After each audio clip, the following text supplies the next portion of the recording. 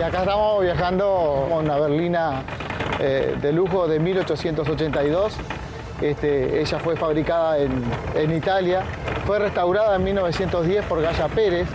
Bueno, es como un viaje en el tiempo, ¿no? Este Break Chase fue usado en 1928 para trasladar a los campeones olímpicos que traían la segunda medalla de oro en fútbol al país. Y en este momento, en el llanta ruedas de carro no se ve. La verdad que el oficio de estos oficios es la macana que mueren con uno a veces. Gente de acá nos envidiaban, porque este parque fue maravilloso de lo que había. Y los animales que habían aquí, creo que había más que animales acá que en Villa Dolores. Este es el Museo Nacional del Carruaje y del Transporte por excelencia.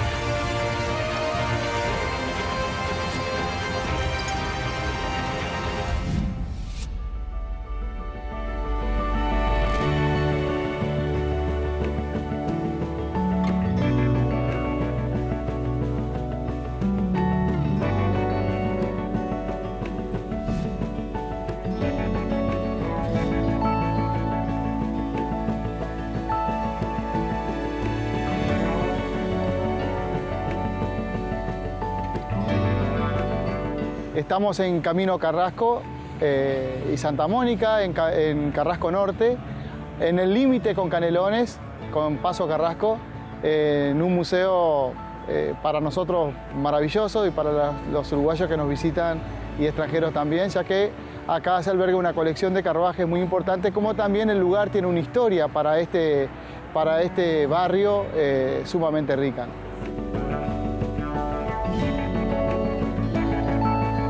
La historia de esta casa empieza con la compra de Fernando García a Pérez en un remate que hace Piria de un terreno de 2 hectáreas en este lugar.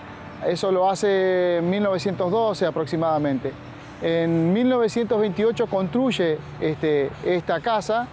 Para la década del 30 construye lo que son las cocheras, las caballerizas, que dan este marco a este parque. Y al fondo de todo, o sea, al final del predio, construye un área de esparcimiento, de juego y de reuniones para el jet set del Río de la Plata. Y en ese espacio va a albergar la mayor colección de Juan Manuel Blanes, que va a ser propiedad de Fernando García.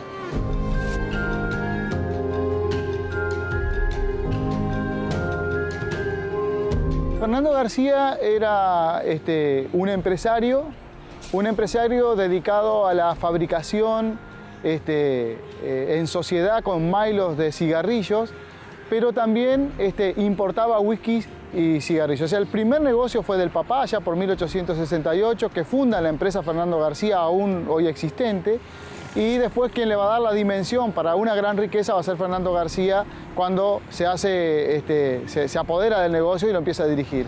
También Fernando García va a ser importante en la creación del Banco Comercial, va a ser parte de la construcción, de la inauguración y de la construcción del Banco Hipotecario del Uruguay. O sea que es un empresario que va a tener una ascendencia muy importante en el mundo burgués de principios del siglo XX, ¿no?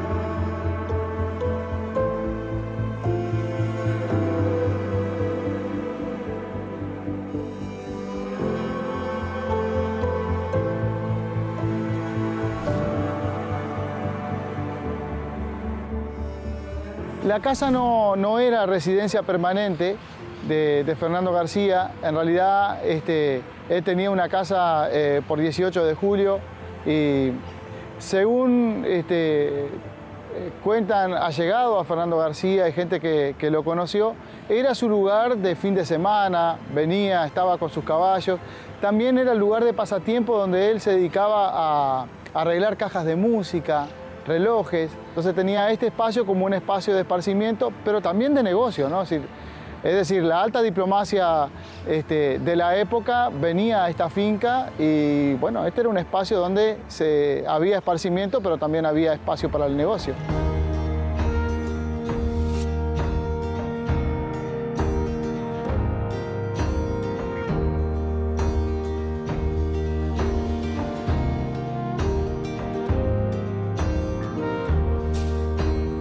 Este es el interior de la casa, que fue uno de los primeros edificios construidos por Fernando García en este lugar. En este espacio actualmente el museo lo usa para distintas reuniones de trabajo que tienen los equipos del museo, pero también funciona de 15 horas a 19 horas todos los días un centro juvenil que es parte del trabajo comunitario que hacemos como espacio museo, centro cultural, en la que en realidad en un acuerdo entre la ONG Iniciativa Latinoamericana, el INAU, se da asistencia a niños, niñas y adolescentes de 12 a 18 años diariamente, ¿no? Entonces durante toda la semana se está trabajando con la comunidad.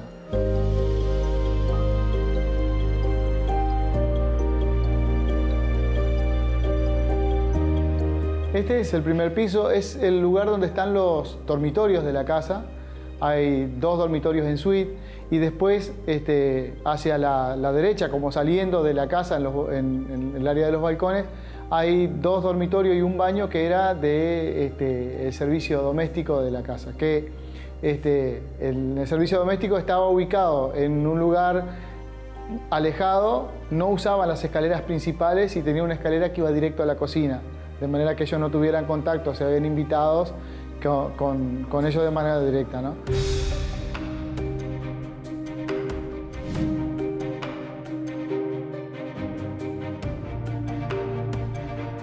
Bueno, acá era como el estar, y en este estar había mesas de juego. Había un billar, mesa para carta. Actualmente nosotros tenemos un miniógrafo que tiene que ver con la idea de trabajar imprimiendo las cosas, mostrar de alguna manera de cómo se trabajaba en la educación antes, y hay algunos textos que están impresos en miniógrafo que nosotros mismos lo usamos y lo mostramos a los chiquilines cuando vienen, o mismo a la gente grande que tiene añoranza o recuerdo de esto de miniógrafo en la escuela, ¿no? Y también tenemos una rueca que está hablando mucho más de la vida, del trabajo cotidiano que se hacía con el vellón de lana, o sea, cómo se lograba hilar de manera tal de que después artesanalmente se puedan hacer, no sé, buzos, bufandas, etc., ¿no?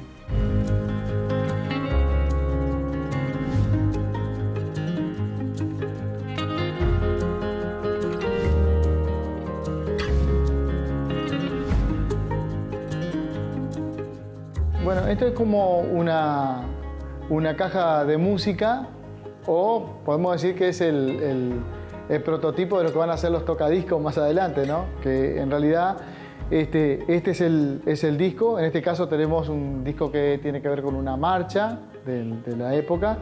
Se lo colocaba, se daba cuerda y después iba funcionando con el mismo sistema que tiene la caja de música, haciendo tocar un piano, una especie de piano que tiene en su interior, ¿no? Y bueno, esto era lo que alegraba las fiestas de cuando no había músicos en vivo, ¿no? Este es el espacio de esparcimiento que tenía Fernando García.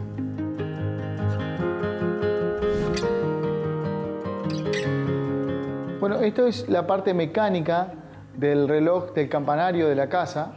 Esto además tiene otras partes mecánicas que están guardadas en otro lado, que complementarían todo el sistema y el mecanismo para que ese reloj funcionara. La particularidad del reloj es que fue el reloj de la Bolsa de Comercio de Montevideo, del primer edificio, que en 1930 lo tiraron abajo, y Fernando García lo trajo la maquinaria, trajo el reloj y lo instaló en su propia casa, ¿no? En esta finca. El reloj además tiene un sistema de copitas que lleva una luz adentro que marca como los rayos de la hora, que bueno, estando encendido en la noche era también la parte linda que tenía la casa a la hora de visitarlo, ¿no? Por otro lado, también marcó el tiempo del barrio, o sea, podía ver la hora en que se estaba viviendo, o viendo el reloj desde lejos, o escuchando sus campanadas.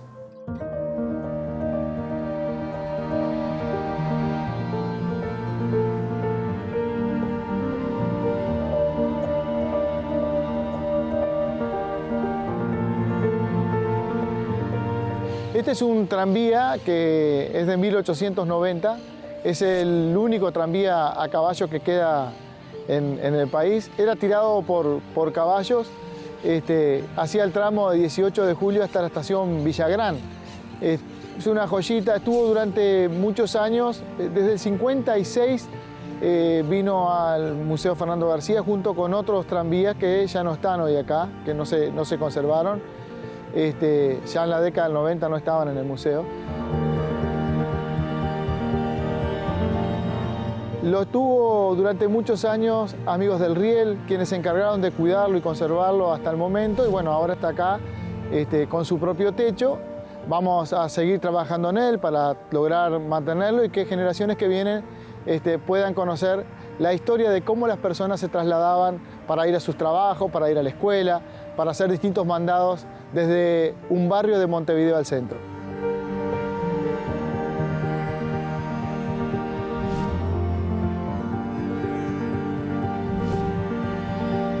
Esta es una aplanadora a vapor.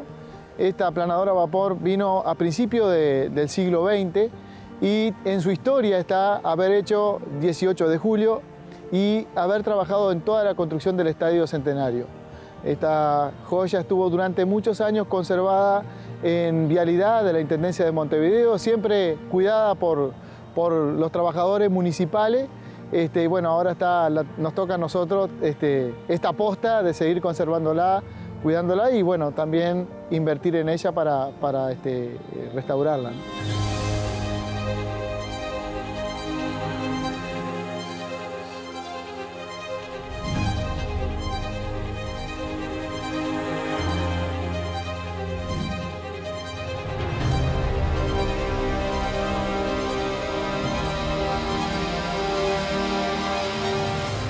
Este espacio, que son las cocheras de Fernando García, fue creada junto con la casa. De hecho, son los mismos constructores quienes se encargaron de hacer estos hermosos galpones.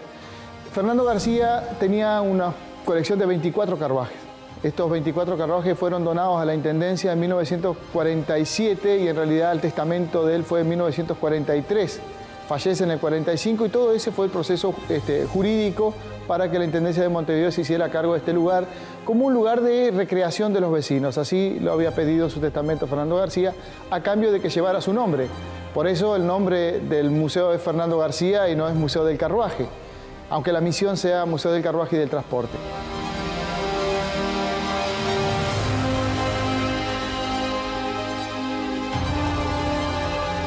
La Asociación de Carruajes de Estados Unidos nos visitó vino 2 veces al museo. Acá hicieron una experiencia de un día entero observando, analizando los carruajes y nos llevamos la linda sorpresa de que ellos categorizaran a este museo por su cantidad de modelos y fundamentalmente también por las marcas de carruaje que hay en este lugar. En esta colección habían 3 joyitas importantes en cuanto a marca. Habían 3 carruajes Labordette, a lo que se le va a sumar después el carruaje Landó de Lindolfo Cuesta, aquel presidente de finales del siglo XIX que tuvo como misión preparar el terreno para lo que después va a ser el vallismo, ¿no? Estamos hablando de que Henry Labordette es uno de los principales fabricantes de carruajes de la historia y del mundo. Están así que una de las fábricas estatales de autos francesa lo contrata a él para que le haga el primer prototipo de auto, sobre todo en lo que tiene que ver con el chasis. Esas 3 joyitas que teníamos acá se le suma entonces el Landau, y en este museo conservamos 4 carruajes Labordet de una gran calidad, pero fundamentalmente también de un gran precio, de un gran valor patrimonial.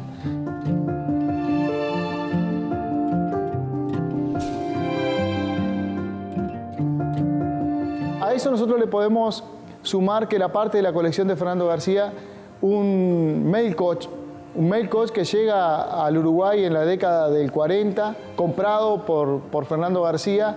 Aparentemente Inglaterra y las joyas de la abuela y todo eso en plena guerra era toda una cosa compleja. O sea, la causalidad histórica por la que ese carruaje está acá tiene una explicación por ese lado, una de las explicaciones por ese lado. Lo cierto es que un carruaje que sirvió de correo real del Royal Mail está en el Museo Fernando García y es de 1886, una joya realmente para el país.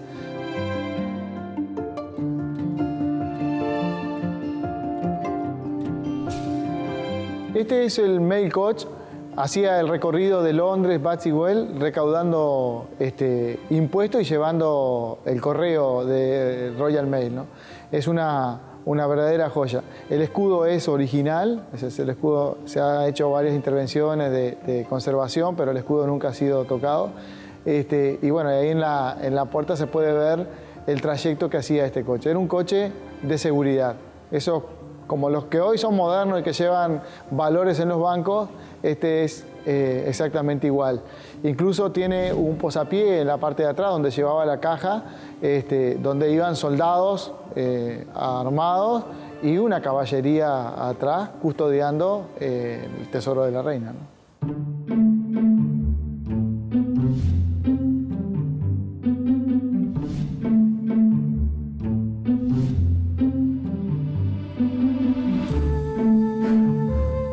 Esto es un autoclave, fue traída al Uruguay en 1880 y tenía como misión recorrer los hospitales de campaña, entre otras cosas porque esta autoclave era utilizada para esterilizar el instrumental médico y hospitalario de la época. La autoclave tiene que ver con poner presión, como si fuera, esto vendría a ser como una olla que tenemos en casa, que cuando empieza a hervir el agua conserva la presión, va a 1 o 2 atmósferas, siempre dependiendo de la resistencia, y con eso limpiaban el instrumental médico.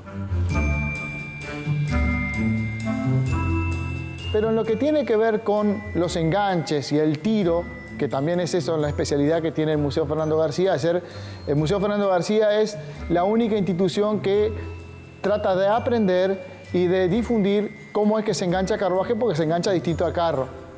Y la autoclave es un enganche distinto a lo de los carruajes. Aunque se engancha con lanza, se usan caballos más grandes, ahí sí se usan caballos percherones que tienen gran fuerza, porque había que andar en los caminos de esa época que no son los de ahora, ¿no? O sea, ahora nosotros le podemos prender incluso un solo caballo y lo puede tirar porque los caminos son distintos.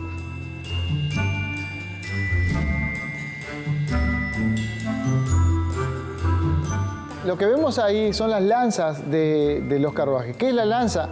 La lanza es algo que va en el centro del fuste hacia el centro del tren delantero del carruaje. Eso le permitía poner 2 caballos, uno de cada lado, frenar y dar dirección. Esa era la función. No tenía la función de tirar. Desde la lanza no se tiraba el carruaje, sino que se tira desde los fustes, o sea, desde esa barra que ustedes ven que tiene adelante cada uno de los carruajes. Pero la lanza era un elemento fundamental. Si no tenemos esa lanza, no podemos darle dirección. Incluso permite un mejor control y mucho más seguridad al trasladarse en la calle con 2 caballos que con uno, ¿no?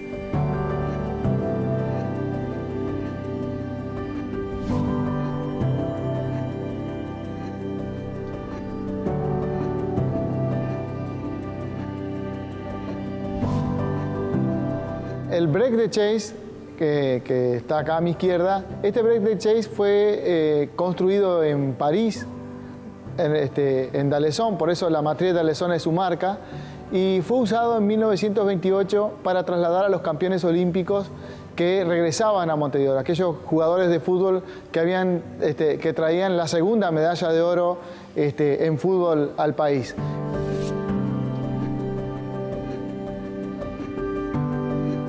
La joya para nosotros es su fabricación, porque en realidad D'Alessone la Matriz es una marca de carruaje que ya no existe y quedan muy pocos ejemplares en el mundo. Este es uno de ellos.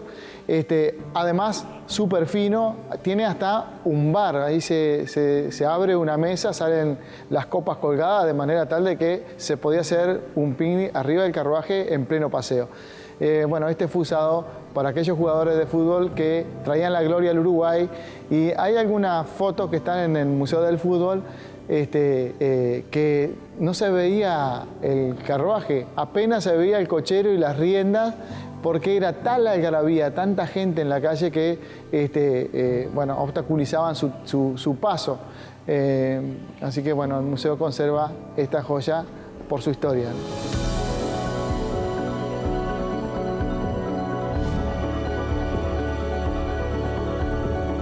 Este coche fue un coche presidencial en 1890, fue usado por Lindolfo Cuesta.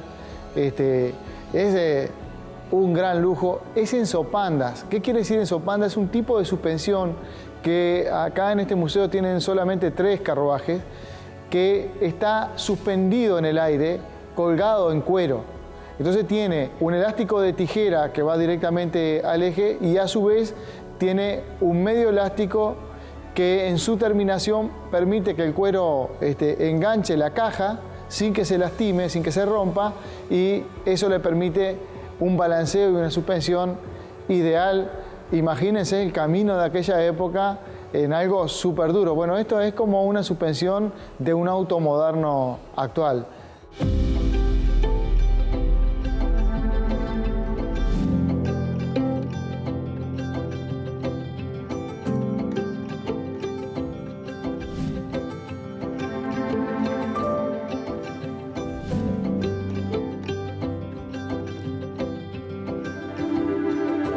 Mi nombre es Víctor Long y bueno, soy enchantador de ruedas de carro, bueno, y hago carruajes también, ¿no?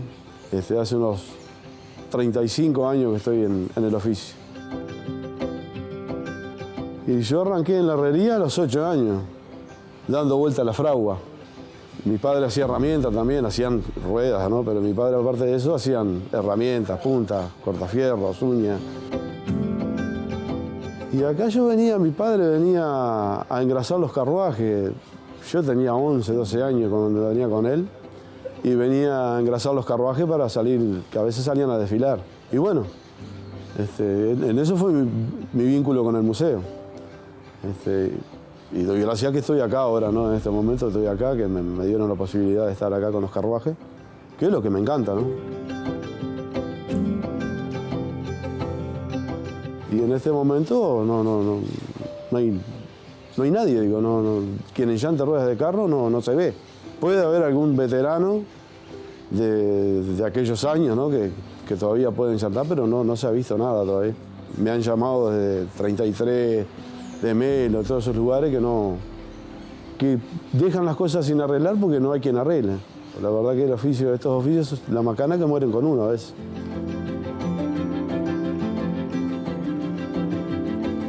Enchantar se enchanta a fuego. Es un trabajo más caro aparte. La goma vos vas y le das una pinchadura, está. Pero esto es un enchante, hay que cortar la llanta, achicarla, soldarla, después meterla a fuego y meterla a fuego, ¿no? En caliente, al rojo. Y después con el agua la vas enfriando y con el agua apretando. Pero te puede durar 10 años igual una llantada, ¿no? Y acá siempre se usó con hierro la llanta. Es mucho mejor. Aparte el giro, ¿no? Y cuanto más grande la rueda, mucho más liviano es. Porque viste que la gente dice, chiquita es más liviano, no. El rodado alto es mucho más liviano que las rueditas chicas.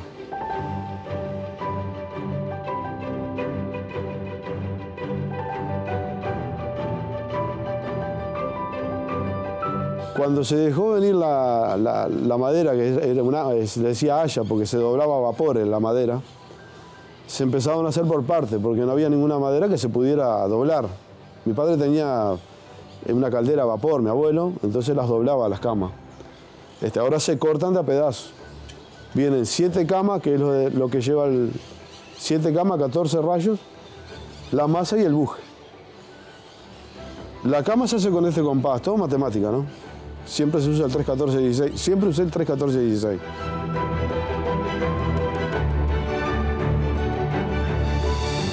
Entonces haces 3, 14, 16 por 1,20 te da 4,49 más o menos. Y de esos 4,49 tenés que dividirlo entre 7, que es lo que lleva las camas. Entonces, por las medidas que yo te di de la rueda, este último punto es el alto, dijimos. Son 1,20 a la mitad, son 60. Entonces sacás esto es el desarrollo que lleva la cama. Y este es el alto.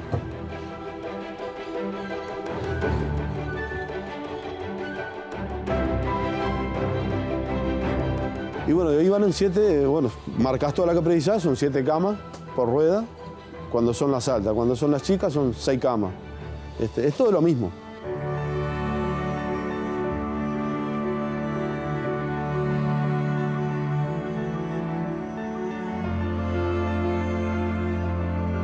Yo nunca digo que soy el último, porque digo, capaz que hay algún veterano de por allá, de adentro de los campos, allá o de algún departamento que todavía sigue en el oficio, pero por lo que yo veo no sigue nadie. No. Hay muchos en otros países, sí, pero acá no he visto. Éramos muchos antes, ¿no? Ruedas de carro, ponerle, mira, nosotros llantábamos 13, 15 por día, todos los días. Ahora llanto 4 cada 2 meses, cuando precisan, que hay gente que vende todavía en jardinera fruta y verdura, y carruajes que los tienen para chiviar, para andar en los campos, ¿no?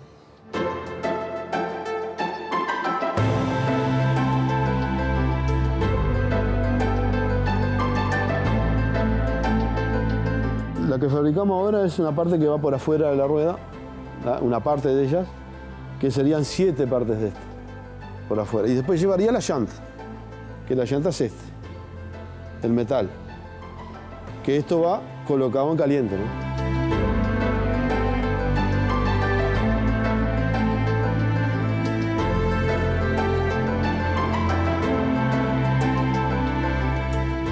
Esta es la llanta nueva que lleva.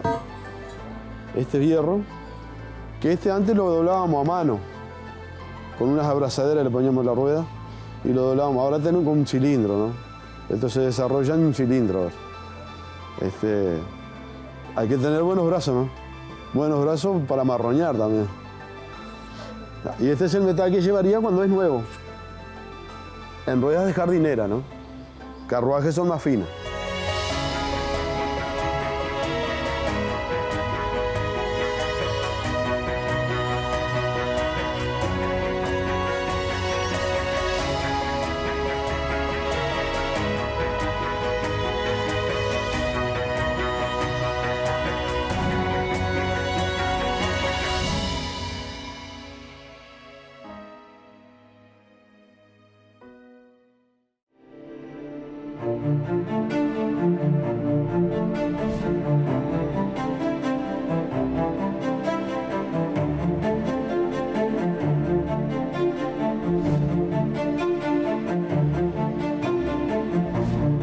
El parque durante muchas décadas fue uno de los parques más importantes de Montevideo.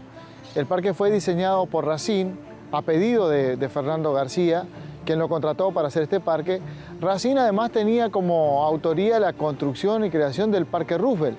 Incluso hay la callecita del costado del Parque Roosevelt se llama Carlos Racine en honor a este paisajista que, amigo de Valle Ordóñez, llega al Uruguay y bueno, termina haciendo este parque.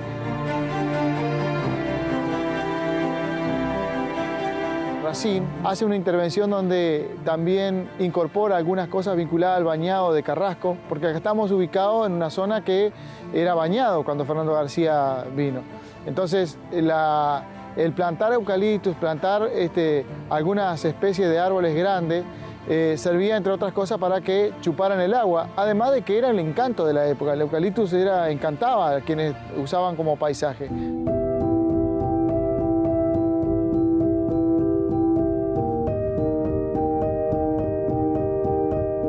En los jardines, que tenía que ver con una cultura también que tenían quienes hacían los ricos de esa época, se tenía casa quinta, incorporaban plantas exóticas y también animales. Y había un jaulón enorme que tenía aves de rapiña, bueno, y algunos vecinos recuerdan otro tipo de animales que estaban en algunas jaulas que tenían acá. Y eso tiene que ver con un estilo de época, ¿no? En la casa quinta, que tenía Fernando García, que tiene 5 edificios, el parque estaba diseñado para incorporar esos edificios. Y en el centro del parque estaba la casa del casero, porque imagínense que habían diseñado el parque, habían invertido muchos recursos en flores, etcétera, porque Racine además fue el creador del Rosedal del Prado. Ese estilo también lo incorpora en algunas líneas que tenía este parque allá por la década del 40. Bueno, todo eso era mantenido por un casero, Chiape, que los hijos de él aún viven y son vecinos de la zona y que tienen recuerdos muy lindos sobre su infancia en el lugar, ¿no? También hablan muy bien de Fernando García y cómo Fernando García lo va a incorporar, incluso en su testamento, que ese espacio, mientras vivan algunos de los caseros, debería ser su casa, ¿no? Entonces ahí conserva como ese espacio.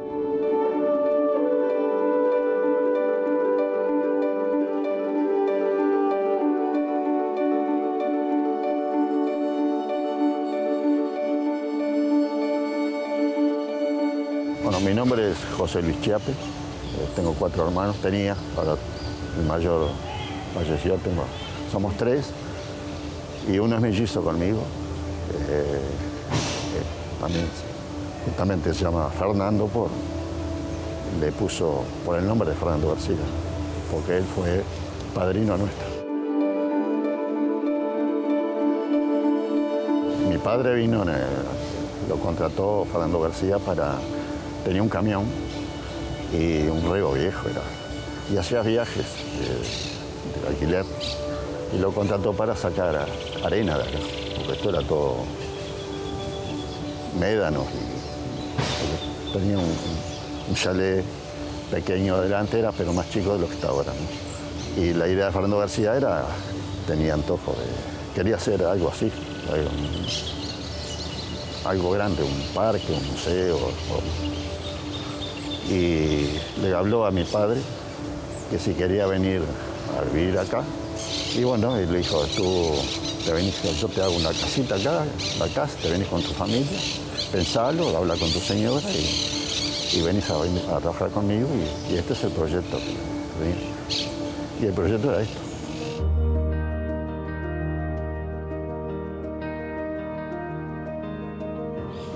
Yo creo que todos los amigos y esta gente de acá nos envidiaban, porque este parque fue maravilloso de lo que había. Como ven, los carruajes y cosas que faltan. Y los animales que habían aquí, creo que había más que animales acá, en razas distintas que en Villa Dolores. Una vez que falleció Fernando García en el testamento, estaba como que cuando él falleciera, esto se lo pasaba al municipio, a la Intendencia de Montevideo. Y el personal que estaba trabajando aquí automáticamente quedaban como empleados del gobierno, de la Intendencia. Y así fue. Mi padre, como encargado de todo esto, del tiempo de García, quedó como capataz, encargado de todo esto, de 6 peones, que había un jardinero, se dedicaba solo a los jardines, hermosos, flores, pero que en el camino que va a la casona allá, impresionante la variedad que había eran sobre los costados, todo el largo del camino, eran rosas y jazmines.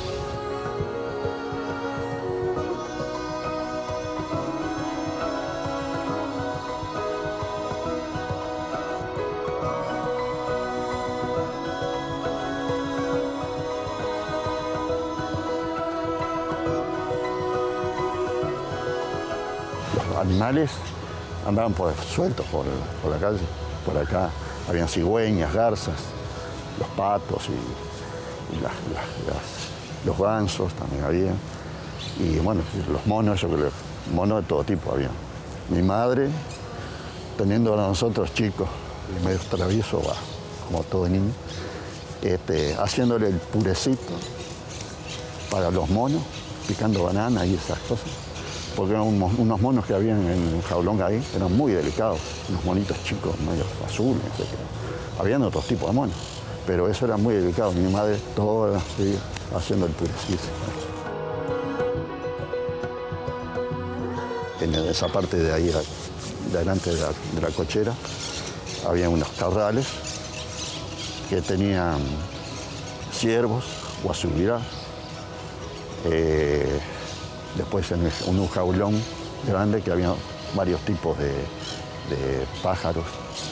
Era muy costoso eso. Entonces el municipio no estaba, en ese tiempo no había rubro tanto como para mantener eso. Entonces se llevaron para Villa Dolores muchas cosas. Y quedaron algunos.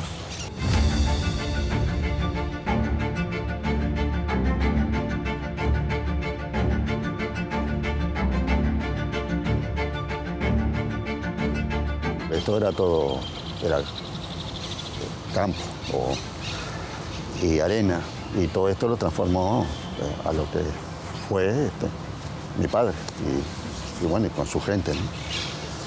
Y lo lindo de eso, que hasta que mi padre llegó, tuvo hasta que murió en el año 54, se mantuvo.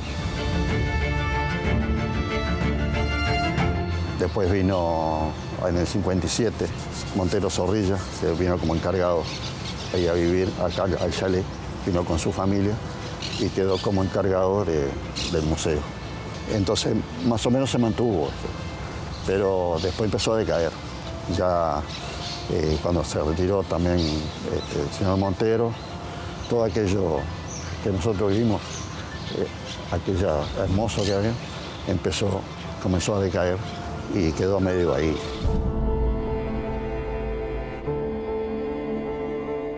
En el 80, y la dictadura, ellos vinieron e hicieron un poco de destrozo acá, porque no sé, ellos que querían el parque, les interesaba el parque y las estructuras, la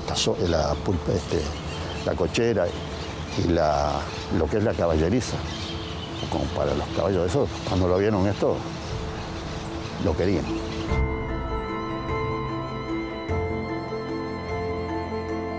Lo que había edificado acá de la torre y todas esas cosas, y la usina en el fondo, vino una máquina y tiró todo.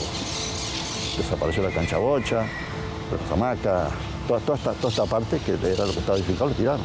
¿Para qué? A nada. Nosotros nos quedamos viviendo aquí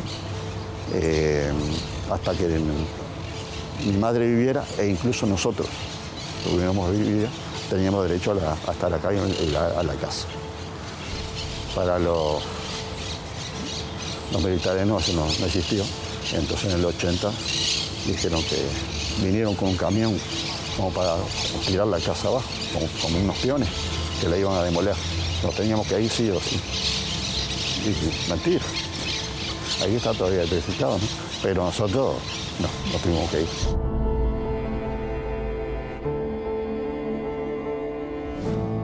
Mi madre, no sé, fue de acá una tristeza para todos, ¿no?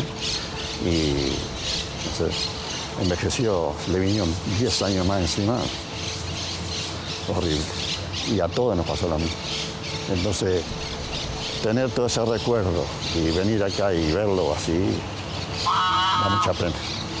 Pero lo vivimos felizmente todos.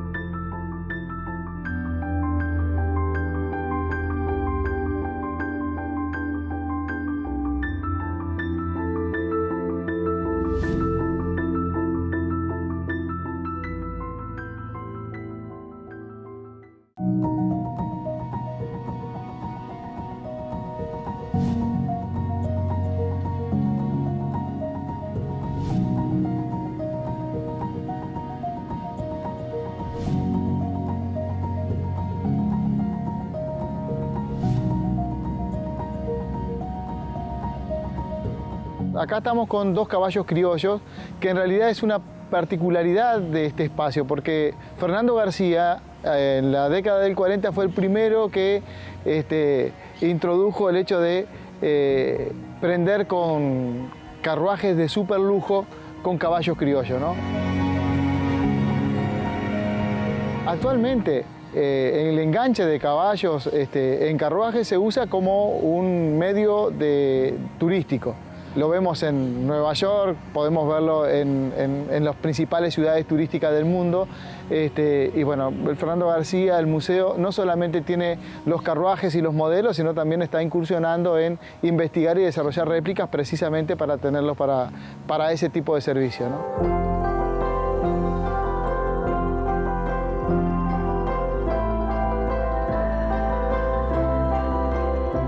Y acá estamos viajando en el siglo XIX, ¿no? O principio del siglo XX. Este tipo de carruaje, que era de super lujo, estamos en una berlina de lujo de 1882. Ella fue fabricada en Italia, fue restaurada en 1910 por Gaya Pérez. Bueno, es como un viaje en el tiempo, ¿no? Hay que imaginarse de repente el espacio que era para 4 personas, las mujeres con su vestimenta, ¿no? Con aquellas, esa ropa súper voluptuosa, los hombres con sus trajes, se apretaban un poco en este tipo de carruaje, ¿no?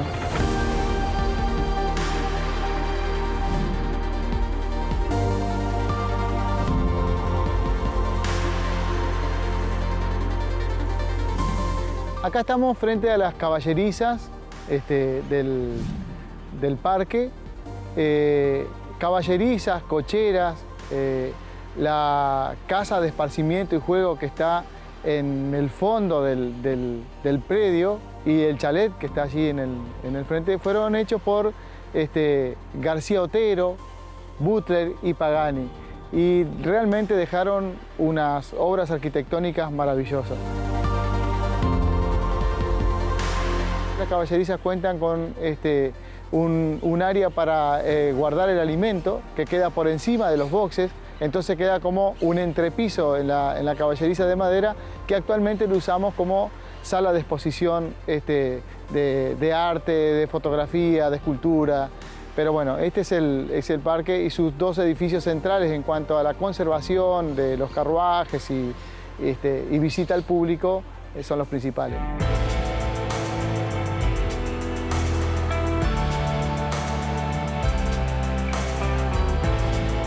Bueno, estamos en las caballerizas del Museo Fernando García. Estas caballerizas fueron construidas en 1930, finales de la década del 30. Las porteras, toda esta área que nosotros vemos acá, es en madera de incienso. La parte del costado del box es madera de sándalo. Esto lo que le da una característica única. Realmente en Uruguay no hay otras caballerizas como esta de esta calidad. El piso no era un piso de cemento, sino que el piso era de arena, por el cual el animal entraba y estaba muy cómodo y además súper amplio. Adentro tiene unas bateas, que la mayoría de esas bateas son en madera, o sea, todas son en madera dura, y el bebedero de agua también era en madera dura de esta caballeriza. Ellas fueron terminadas de restaurar en el 2019. Y bueno, ahora se usa como sala de exposición también, combinando un poco lo que es la característica de esta belleza con lo que se vaya a realizar en ella.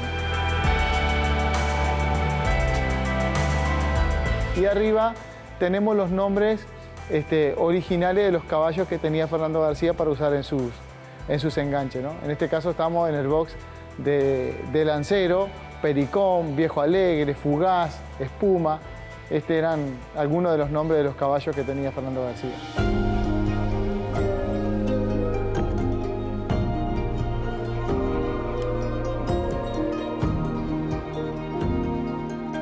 Bueno, este carruaje es una volanta. Acá la denominación que tiene en el inventario es volanta americana. Volanta viene de coche liviano, ¿no? Un carruaje liviano. Esta volanta fue construida en Uruguay en 1879, fue de las primeras que tenemos datos de construcción nacional, de super lujo, ¿no?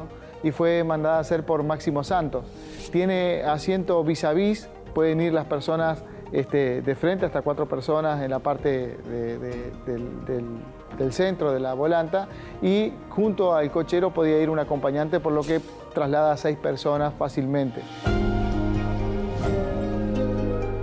Tiene un andar con una buena suspensión porque tiene elástico y tiene algunas características que la hacen súper lujosa, entre otras cosas que sea descapotable, ¿no? O sea, podemos tener el techo como puede estar toda la volanta con las personas al aire libre, ¿no? En un paseo tanto a campo traviesa como en ciudad.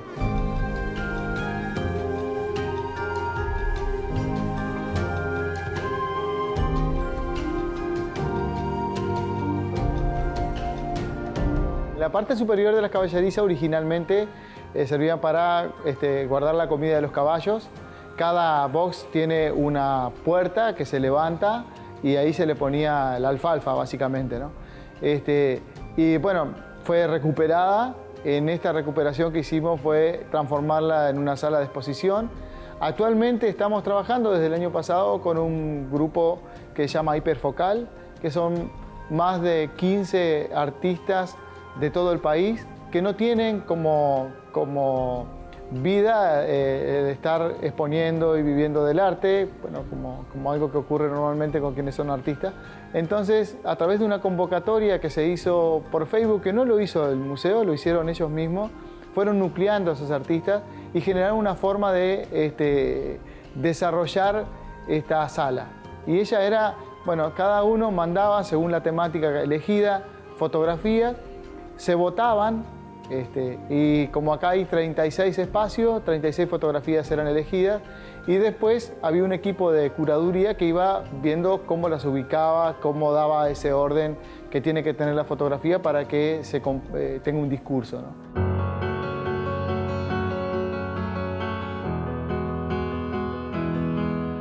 Acá tenemos el arte, la fotografía, también han venido escultores que han compartido y convivido en una misma muestra con los fotógrafos y fotógrafas.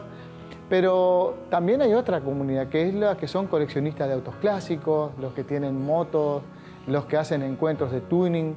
Bueno, este espacio está abierto a ellos y bueno, todos los años se hacen encuentros. El último encuentro que hicimos este año fue un encuentro de aficionados a las combis, ya que este tipo de vehículo cumplía 70 años en el mundo. Entonces, la diversidad es parte de la vida del museo y esa diversidad comparte distintas miradas sobre aquellas cosas que nos gustan, que nos interesa conocer, pero fundamentalmente el museo como un espacio de convivencia y compartir.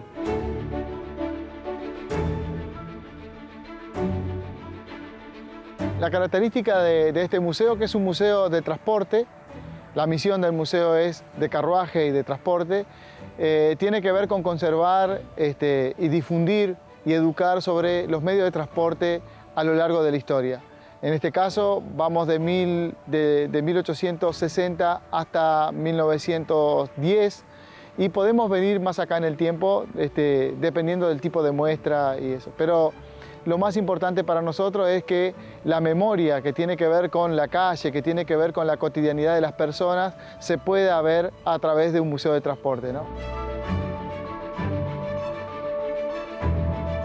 Montevideo, la ciudad, tiene cerca de 10 museos, todos con diferentes temáticas. Estamos conviviendo juntos en el Departamento de Cultura de la Intendencia de Montevideo. Presupuestalmente dependemos de los aportes de quienes viven en la ciudad, pero la misión trasciende a la ciudad. Este es el Museo Nacional del Carruaje y del Transporte por excelencia.